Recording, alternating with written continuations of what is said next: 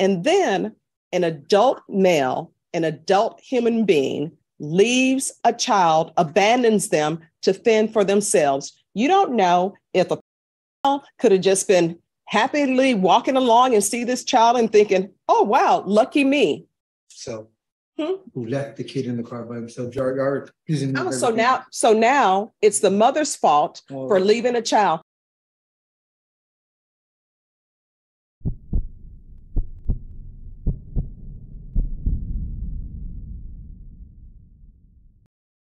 Afternoon. Good afternoon. It's a beautiful day. It is.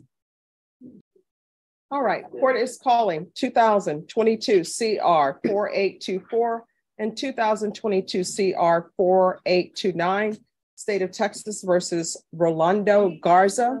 Could I have parties announced for the record for the state? Brittany Mitchell for the state. Defense. Annalise Silver for the defense. And are you Rolando Garza? Yes, Your Honor. All right, you entered pleas of guilty in cause number 2022 CR 4829 and a plea of guilty in cause number 2022 CR 4824 to count 3, which was an abandonment of a child count without intent to return. And in each cause number, you applied for deferred adjudication. Have both parties had a chance to review the PSI state? Yes. Defense? Yes, Your Honor. Any objections to the PSI from the state? No, Your Honor. Defense? No objections from defense. All right. In each cause number, according to the plea bargaining agreement, in 2022 CR 4829, punishment is to be assessed at a cap of 18 months in the state jail facility. The state is opposing your application. And in cause number 2022 CR 4824, it's a cap of 8 years in the prison. The state is opposing your application, and the cases are to run concurrent. State, do you have any witnesses? No, Your Honor, just argument. Defense, any witnesses? One witness and argument. All right, if you'll call your witness. I call Luis Jimenez. All right, Luis Jimenez.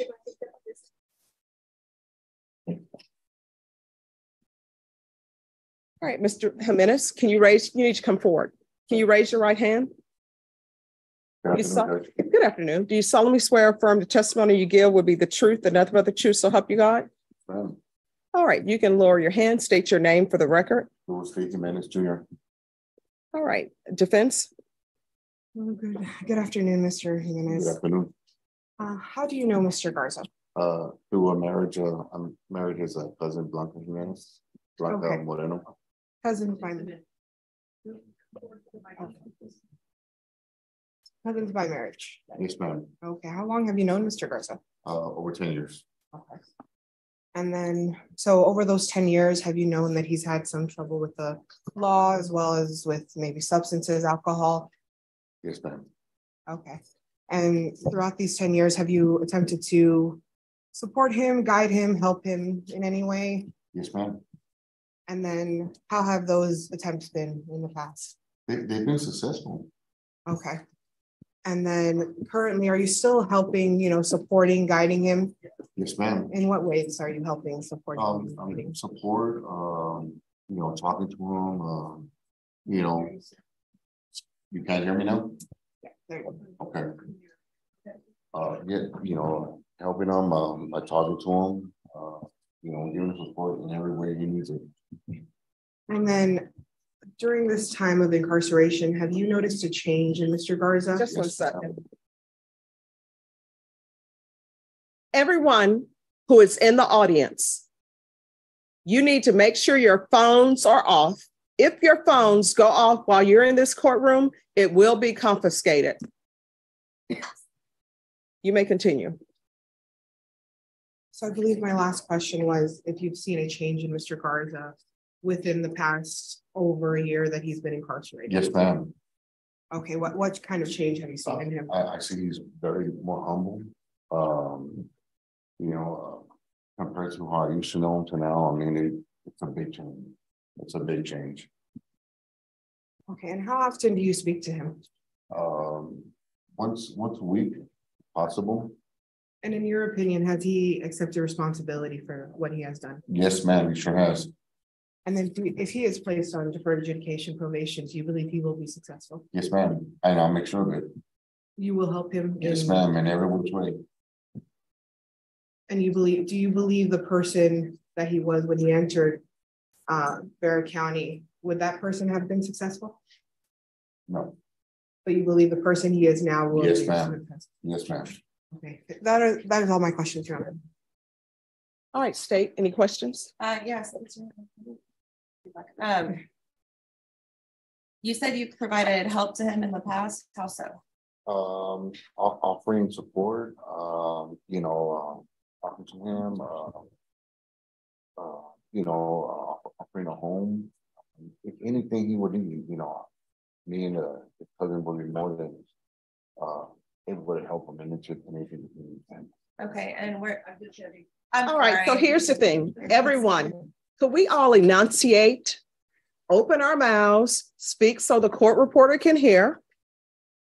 All right, because if the court reporter can't hear, it's not being taken down. And honestly, if I can't hear, then it's not being considered. My voice deep enough? No, it's not your voice. It's like you need to enunciate. Yeah, you All can right. speak a little bit up. I just need to be able to see you. All right. That's fine. Is it better? There you go. Okay. Prior to this incident, had he lived with you? No, ma'am. Is it your testimony that he's gonna, if he were to be granted probation, he would come live with you? Yes, ma'am. And you've known him, you said, for 10 years? Yes, ma'am. I got that. Okay. Well, it's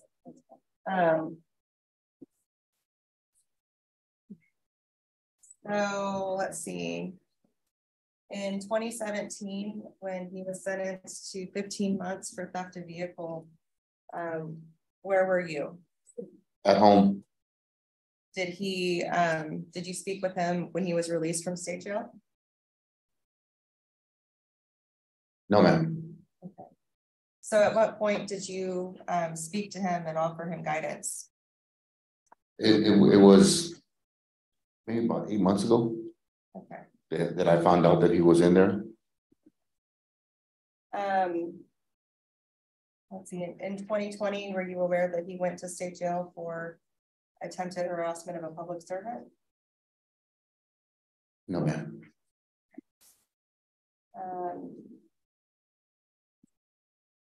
Do you know which family member it was that he assaulted in his misdemeanor family violence assault in 2016?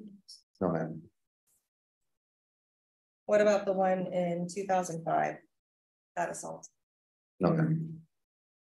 I don't think I knew him then.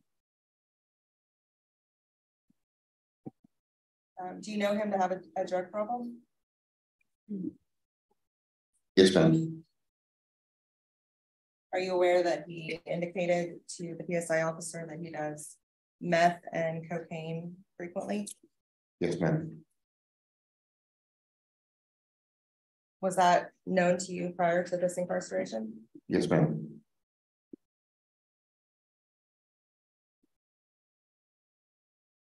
No further questions on it.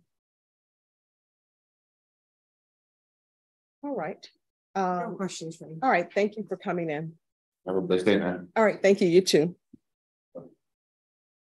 All right, the court will hear argument. Your Honor, the state is asking, we are in opposition to any of his applications for deferred or probation in this matter. This is not a simple vehicle theft. This is not a simple abandoning child that we see very often, Your Honor. This individual, within moments on video, can be seen stealing a running vehicle with people standing right next to it and taking off. There, of course, was an infant in the back of the vehicle, and units were put out, multiple units were put out trying to find this infant. I believe the call came around 9 o'clock. Infant was not located until after midnight. Do you have the other Concord certification? I'm sorry, State, you can continue. And the infant was located in the stolen vehicle The vehicle was parked, the windows were down, and the infant was alone in 40-degree weather in February. The defendant was then located. He denied at first, but then ultimately did admit to stealing the vehicle and then learning that there was an infant inside and then leaving the infant there. All right, anything you want to say, Mr. Garza? Your Honor, I made a very bad choice. I wish I could take it back. I can't. Well, so here's my question for you. And if you want to speak, I'm going to swear you in. The state will have a chance to cross-examine you. I always read everything. I always read all of the stipulations. I understand that you took the car and I guess you decided, hey, let me at least give the baby some food. So you fed the baby and then you leave the baby. Who did you call to tell them, hey, this is where the car is located with the child in it? Did you call anybody? I didn't have a phone at that time where I was going. Well, did you knock on somebody's door? Or did you abandon this baby in a location where there were no other human beings around that you could have said, hey, I made a bad choice. I stole this vehicle. Here's the baby in the car. Did you do that? No. Did you contact somebody and say, this is where you can locate the baby? All right. And when you found out that there's a child in the vehicle, that you then drive to a location, because you said you didn't have a phone, did you drive to a location and say, hey, let me bring this child back. I stole this vehicle. Let me return this child. Did you do that? No, I did not do that. All right. And then the complainant is saying that she had just cashed her income tax money and had $4,100 in the vehicle. So did you, after you make this bad decision on your part, did you stop and say, you know what? There's a baby in this vehicle. Obviously, this mother has just cashed a check and maybe she needs that to clothe and feed her baby. Did you say, you know what? I'm going to leave this $4,100 alone. I'm going to call somebody or either drop this car off at the gas station with the baby in it, with the money in it, maybe wait for the police and say, I just made some bad decisions. Did you do that? No, I didn't. I didn't see the money. I didn't search the car. Well, somebody took the money. She doesn't have it. And I take full responsibility because once again, that was something I did. I didn't see the money. I didn't have money on me. One thing I can do, Your Honor, is take responsibility for what I did. And I never meant for any child ever, but it was a bad decision. But you meant to take a car that didn't belong to you. I said responsibility for that, Your Honor. All right. Defense, anything? Yes, I have argument. Okay. Okay. So my client does understand he has made a bad choice, bad decision. He has made many in the past. We argue that it is, a cycle that we ask the court for assistance in breaking. Your Honor, in this court asks on a daily basis what is needed, if anything further is needed for the defendant to be successful. And we ask that you allow him the opportunity to be successful out in the community. The victim is asking for restitution. He would like the opportunity to work honestly for that restitution. I have certificates that I would like to present to Your Honor from the maintenance kind of work unit in the Bexar County Jail, as well as letters from, the individuals who run the program. Here's you can walk around. Here's my question that I always have. Why does it take for people to be locked up in the jail or to go to prison to do right? Like, why must I have these certificates now? Why were there not certificates beforehand? And how old are you? 40 years old, Your Honor. All right, you're 40 years old. So why wasn't there a certificate beforehand? Why were you not doing right beforehand? Why is it I'm at the Bexar County Jail, now I'm going to Bible study, now I'm doing education services, now I'm doing all of this and participating? The only thing I say is, yes, there wasn't before, but I'm trying to work on myself now. I'm trying to work on myself now. I'm 40 years old.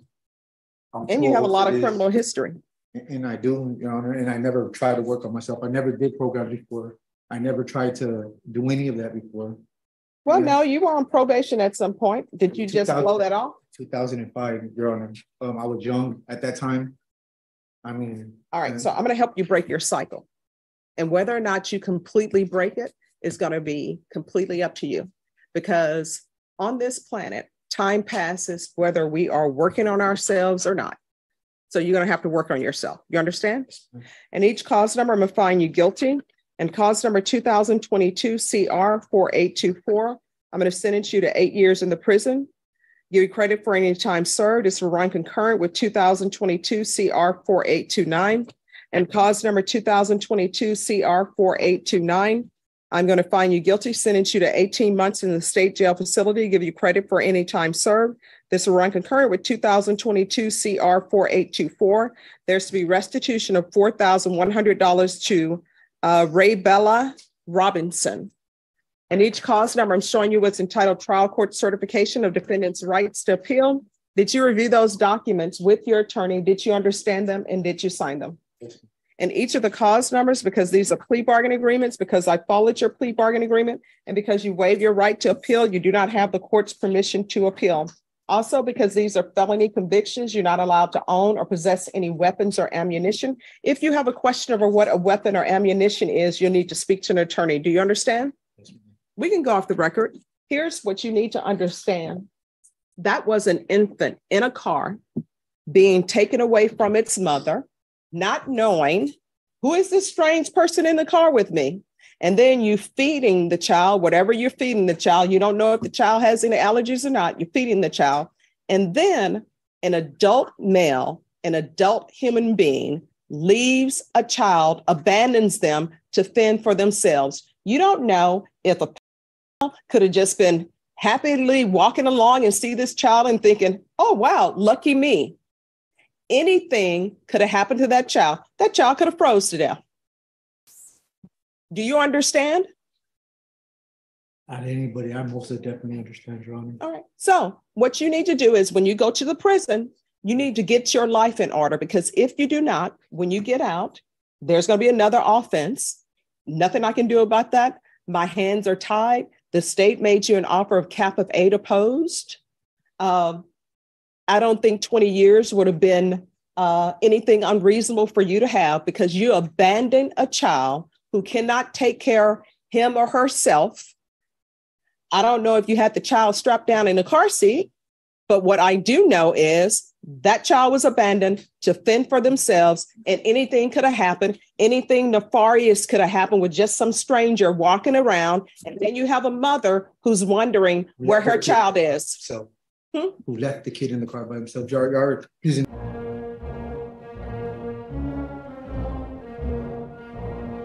Oh, so now it's the mother's fault for leaving a child. Do I think a mother should? Here's the thing. Yeah, a running car so that somebody who didn't own a vehicle could come up and steal it and take their child. Good luck to you.